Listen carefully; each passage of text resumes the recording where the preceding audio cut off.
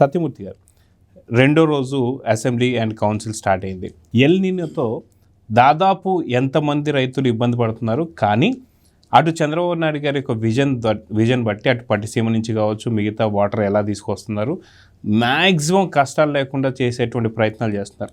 వాస్తవానికి రైతులు పడుతున్నటువంటి సమస్యల్లో మిగతా రాష్ట్రాల్లో ఏదైతే పడుతున్నారో అంతటి ఇబ్బంది అయితే ఇక్కడ లేకుండా అయితే చేశారు. అయితే దూరదృష్టితో చేస్తున్నటువంటి ఒక కార్యక్రమాలు కావచ్చు, విజన్ కావచ్చు, వీటన్నిటికి సంబంధించి చర్చిస్తుంటే లేదు మేము పట్టుకున్న కుందేలకి మూడే కాళ్ళు అన్నట్టు డిఎస్సి గురించే చర్చించాలన్నట్టు మాట్లాడుతున్నారు. ఇంకొకటి బొత్స సత్యనారాయణ గారు వచ్చేసి ఎందుకు రైతుల మీద ఇంత ప్రేమ వలకబోస్తున్నారు, ఎందుకు ఇన్ని నాటకాలు ఆడుతున్నారు అన్నట్టు మాట్లాడుతున్నారు. దీని గురించి మీరేం చెప్తారు సార్? ఇప్పుడు బొత్స సత్యనారాయణ పేరు తీసుకొని మీరు ఇంట్రడక్షన్ ఇచ్చారు కాబట్టి ఆయన వయస్సు అనుభవం రీత్యా నేను కొంచెం పరుష పదజాలం వాడలేకపోతున్నాను, కానీ మామూలుగా అయితే ఏమనాలో తెలుసా, బుద్ధుందా, సకాలంలో నాట్లు వేసుకోలేక ఋతుపవనాలు రాక రైతులు ఇబ్బంది పడుతూ ఉంటే ఏదో కొంత మేనేజ్ చేసి ఏదో కాలువల ద్వారా నీళ్లు ఇస్తూ ఉంటే నువ్వు ఆ విషయం మీద డిస్కస్ చేసి ప్రభుత్వానికి మంచి సలహా ఇవ్వకుండా నీ రాజకీయం పొద్దున్న లేచిన దగ్గర నుంచి రాజకీయమేనా ఏంటి దరిద్రం అని అడగాలి. బొత్స సత్యనారాయణ ఆ సీట్లో ఉన్నాడు కాబట్టి అతని వయస్సుని అతని అనుభవాన్ని దృష్టిలో పెట్టుకొని పయ్యావుల కేశవ్ కూడా చాలా మర్యాదగా చెప్పాడు. అరే ఏంటయ్యా నీకు రైతులకి ఇప్పుడు మీరు చెప్పారు ఇంట్రడక్షన్లో పట్టిసీమ నుంచి ఎత్తిపోస్తున్నారు నాగార్జున సాగర్ డెల్టాకి. మనకి అదృష్టం బాగుండి ఏమైంది అంటే నారాయణపూర్ జలాశయం నుంచి అన్నీ నిండుకుంటూ వచ్చినాయి, జూరాల నుంచి వచ్చేసినాయి, శ్రీశైలంకి వచ్చినాయి, నాగార్జున సాగర్కి వస్తూ ఉన్నాయి. అక్కడి నుంచి రావాలి అంటే లేట్ అవుతుంది. కాలువలు విడుదల చేసిన తర్వాత కూడా నీళ్లు రావడానికి లేట్ అవుతుంది. ఇప్పటికే సీజన్ ముగిసిపోయింది. అంటే రైతుకి ఎంత మనోవేదన ఉంటుంది. గవర్నమెంట్ ఎన్ని రకాల చర్యలు తీసుకున్నా కూడా ప్రకృతి సహకరించకపోతే రైతు సేద్యం చేయలేడు. అది వాస్తవమే అయినా దాన్ని బట్టి గవర్నమెంట్ కొన్ని నిర్ణయాలు తీసుకుంది. రైతులు కొంతమేరకు ఇబ్బంది పడుతూనే ఉన్నారు. ఇది జరుగుతున్నది. ఎంతసేపటికి కూర్చొని డిఎస్సి మీద చర్చించాలి,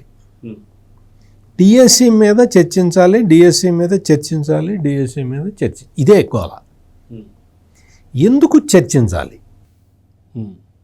చంద్రబాబు నాయుడు ముఖ్యమంత్రిగా ఉండగా ఆయన ఎన్ని డిఎస్సీలు ఇచ్చాడు? 14 డిఎస్సీలు ఇచ్చాడు. ఈ జగన్మోహన్ రెడ్డి ఏమన్నా ఇచ్చాడా? జగన్మోహన్ రెడ్డి వాళ్ళ నాన్న ఒక్కటి ఇచ్చాడు. జగన్మోహన్ రెడ్డి వాళ్ళ నాన్న 14 డిఎస్సీలు ఇచ్చిన వ్యక్తికి ఎక్కడైనా అసలు ఆయన ముఖ్యమంత్రి అయిన దగ్గర నుంచి ఇప్పటి వరకు ఏ డిఎస్సిలో అయినా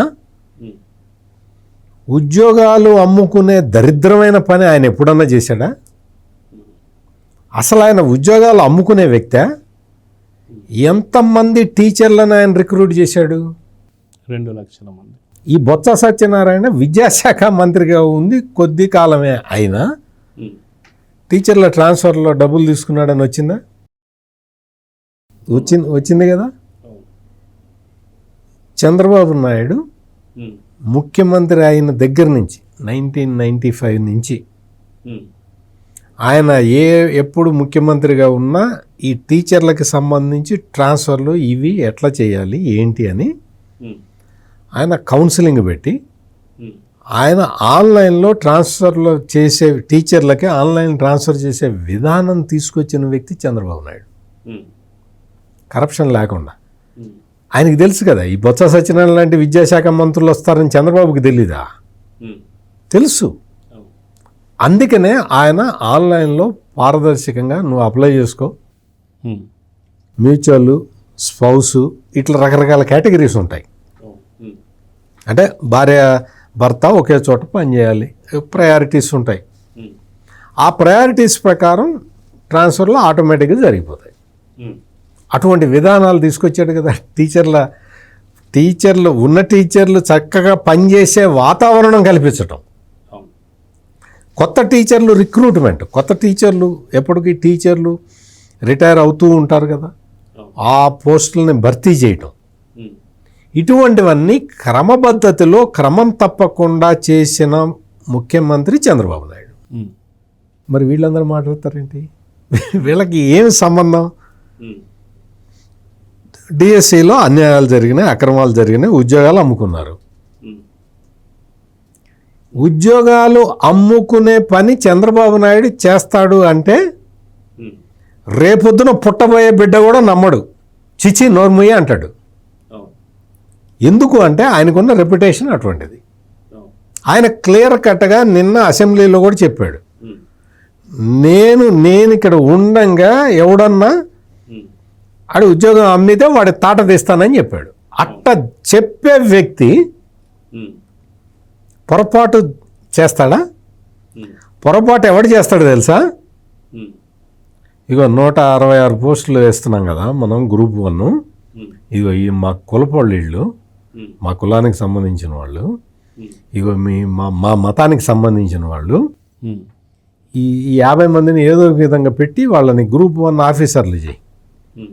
వాళ్ళు ఆర్డీఓలు, డిఎస్పీలు, లేకపోతే సబ్ కలెక్టర్లు అయి ఉంటే మనం సివిల్ సప్లైస్లో దోచుకోవచ్చు, రెవెన్యూలో దోచుకోవచ్చు, లా అండ్ ఆర్డర్ మన చేతుల్లో ఉంటుంది అని చెప్పేవాడు చేస్తాడు. అట్లా పెట్టు, ఇది పెట్టు, ఇగో మా రెడ్డి ఈయన పెట్టు, ఇగో ఇది మా మతం వాడు పెట్టు, ఈ పేరు పెట్టు అంటే పిఎస్ఆర్ ఆంజనేయులు ఏం చేసాడు?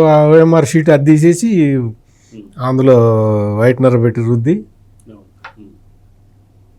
అట్లా చేసేవాడు వచ్చి ఇప్పుడు అట్లా చెయ్యని వాడిని ప్రశ్నిస్తున్నాడు. అది ఇక్కడ జోక్. అది అంటే డిఎస్సి ఒక్కడు కూడా పెట్టినటువంటి జగన్మోహన్ రెడ్డి, వైసీపీ పార్టీ ఈరోజు మెగా డిఎస్సి పెడితే ఎందుకు పెట్టారు, అక్రమాలు, అవినీతి అని చెప్పి మాట్లాడుతున్నారు. నీకు ఒక డిఎస్సి వాళ్ళ భయం వల్ల ఏంటి అంటే, ఇప్పటిదాకా నేను చెప్పా కదా, ఏపీపీఎస్సిలో జరిగిన అక్రమాలు బయటకు వస్తాయి. అవి తిరుగులేని సాక్ష్యాలు, ఆధారాలతో ఉన్నాయి.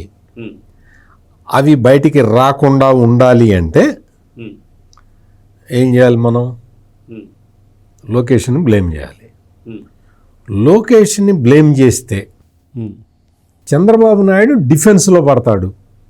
ఇవన్నీ ఎదవ క్యాలిక్యులేషన్లు. 1960 క్యాలిక్యులేషన్లు ఇవన్నీ. 1960 అంటే నేను పుట్టక ముందర క్యాలిక్యులేషన్లు. ఇవన్నీ ఈ క్వాంటమ్ కంప్యూటింగ్ యుగంలో ఇవన్నీ నడుస్తాయా?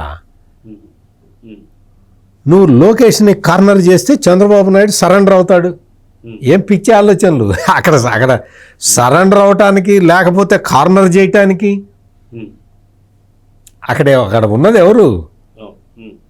నీకు డిఎస్సిని పకడ్బందీగా ఎటువంటి లూప్ హోల్స్ లేకుండా 16,000 టీచరు ఉద్యోగాలు ప్రతిభ ఆధారంగా ఇస్తే 165 గ్రూప్ 1 పోస్టులు అమ్ముకున్నవాడు వచ్చి వంక పెడుతున్నాడు.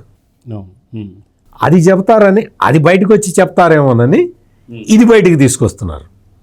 ఇది బయటికి తేవటం కూడా మీరు ఎక్కడైనా ప్రపంచంలో, మన దేశంలో కాదు, మన రాష్ట్రంలో కాదు, మన దేశంలో కాదు, ప్రపంచంలో ఎక్కడైనా సరే ఈ ప్రతిపక్షం పనికి మాలిన ప్రతిపక్షం, ఈ ప్రతిపక్షానికి బుద్ధి లేదు అని ఎక్కడన్నా మీకు తెలిసి ఎక్కడన్నా ధర్నాలు జరిగినాయా? ప్రతిపక్షానికి వ్యతిరేకంగా ధర్నాలు ఎవడన్నా చేస్తాడా? ఘనత వహించిన జగన్మోహన్ రెడ్డికి వ్యతిరేకంగా ఆంధ్రప్రదేశ్ రాష్ట్రంలో ధర్నాలు జరుగుతున్నాయి. ఇది పరిస్థితి. సేమ్ ఇప్పుడు ఇదే పరిస్థితి మనం తీసుకుంటే సార్, దాదాపు 2023లో దాదాపు ప్రభుత్వ పాఠశాలకు సంబంధించి ఉపాధ్యాయులందరూ కూడా ఏదైతే విజయవాడలో చేసిన ధర్నా ఎవరు మర్చిపోలేదు. ఇసకేస్తే రాళ్ళంత జనం మనం చూసాం. అక్కడేమో ప్రభుత్వం పైనే పూర్తి నిరసనలు. ఇక్కడేమో మళ్ళీ అంటే సేమ్ అదే పార్టీ, అదే వైసీపీ పార్టీ పైన అప్పుడు ఉన్న ప్రభుత్వంలో ఉన్నప్పుడు వాళ్ళపైనే ధర్నారు, ఇప్పుడు ప్రతిపక్షం హోదా లేకపోతే మళ్ళీ వాళ్ళపైన ధర్నారు. అంటే ఈ పార్టీని ఎలా చూడాలి? దద్దమ్మ పార్టీ కింద చూడాలంటారా? ఇప్పుడు దద్దమ్మ అనేది చాలా చిన్న పదం, ఇంకా పెద్ద పదం ఉపయోగించాలి. మనకేంటంటే మనకి కొంచెం సంస్కారం అడ్డం వస్తూ ఉంటుంది కాబట్టి మనం కొద్దో గొప్ప గౌరవప్రదమైన పదాలనే ప్రయోగిస్తూ ఉంటాం. వీళ్ళకి ఆ డోస్ సరిపోవటల్లా, ఆ డోస్ సరిపోవటల్లా.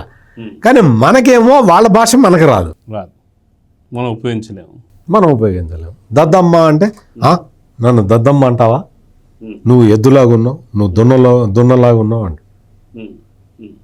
అట్లా అనొచ్చా? నువ్వు ఒక పెద్ద మనిషివే, నువ్వు ఒక పెద్ద మనిషివి, నువ్వు అట్లా మాట్లాడచ్చా? పెద్ద మనిషి అని చెప్పుకుంటున్నావు కదా. అందుకని ఇక్కడ ప్రధాన ప్రతిపక్షం ఏమాత్రం లాజిక్కులు లేకుండా ప్రవర్తిస్తున్నది. ప్రతిభతోటి ఉద్యోగాల్లోకి వచ్చిన వాళ్ళని పరుస్తున్నది అనేది మొత్తం జనసామాన్యం కూడా అనుకుంటూ ఉన్నారు. ఈ విషయం జగన్మోహన్ రెడ్డికి అర్థం కాకపోయినా కనీసం బొత్స సత్యనారాయణ లాంటి వ్యక్తి కన్నా అర్థం కావాలి. మన కర్మ ఏంటంటే ఆ బొత్స సత్యనారాయణకు కూడా అర్థం కావట్లేదు.